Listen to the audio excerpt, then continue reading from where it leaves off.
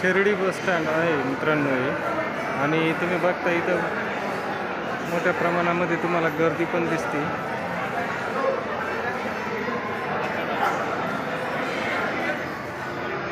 साई भक्तांची ही गर्दी दिसते आपल्याला जास्तीत जास्त साईबाबाच्या दर्शनासाठी आलेले हे.